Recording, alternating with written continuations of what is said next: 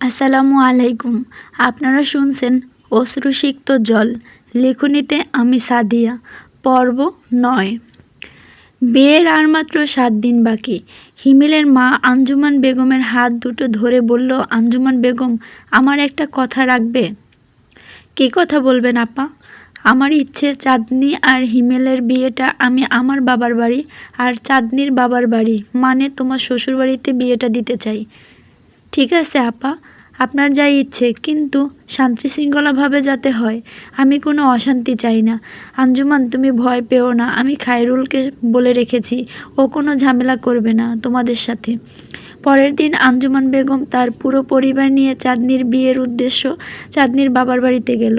সামনাসামনি খায়রুল চৌধুরীর সাথে আঞ্জুমান বেগমের দেখা হলো।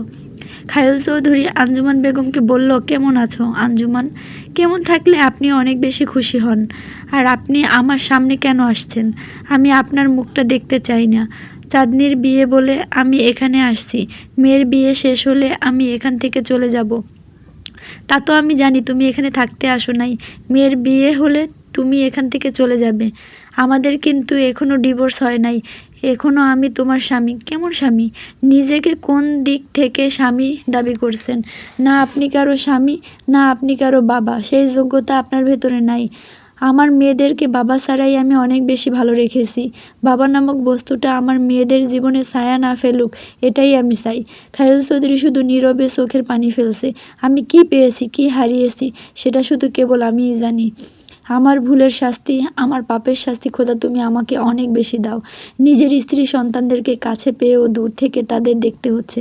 রাত্রি সামনে দিয়ে যাচ্ছিল। খায়রুল চৌধুরী চোখের পানি মুছতে মুছতে রাত্রির দিকে তাকালো। খায়রুল চৌধুরী রাত্রির মাথায় হাত বুলিয়ে বলছে, তুমি বুঝি আঞ্জুমান বেগমের ছোট মেয়ে? জি, আমার নাম রাত্রি, আর আমার বড় আপু চাঁদনির বিয়ের জন্য আমরা এখানে এসেছি। এর বেশি কিছু না। মারে, একটু বুকের মধ্যে আসবে? বড্ড আদর করতে ইচ্ছে হচ্ছে। দুঃখিত, আপনি যদি ভেবে থাকেন আমরা আপনার সাথে সম্পর্ক পাতাতে এসেছি এখানে, তাহলে ভুল ভাববেন। আশা করি বুঝতে পেরেছেন। আসি। অঝরে কাঁদতে থাকলেন খায়রুল চৌধুরী।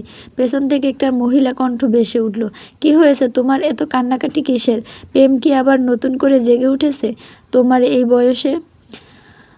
ইনি হলেন খায়রুল চৌধুরীর ছোট বউ, যার সাথে গত 10 বছর তার সম্পর্ক, কিন্তু 10 মিনিটের জন্য শান্তি মেলেনি খায়রুল চৌধুরীর। সেই যে খায়রুল চৌধুরী পালিয়ে গিয়েছিল, তারপরে এই মহিলার সাথে খায়রুল চৌধুরীর পরিচয় হয়। রীতিমতো খায়রুল চৌধুরী ফেঁসে গিয়ে এই মহিলাকে বিয়ে করেছে। এর আগে খায়রুল চৌধুরী যে যত মেয়ের জীবন নিয়ে ছিনিমিনি খেলেছে তার কোনো হিসাব নাই। এই মহিলাই একমাত্র খায়রুল চৌধুরীকে জব্দ করতে পেরেছে। এই মহিলার কথায় খায়রুল চৌধুরী ওঠে আর বসে। কোথাও তো একটা দুর্বলতা নিশ্চয়ই রয়েছে।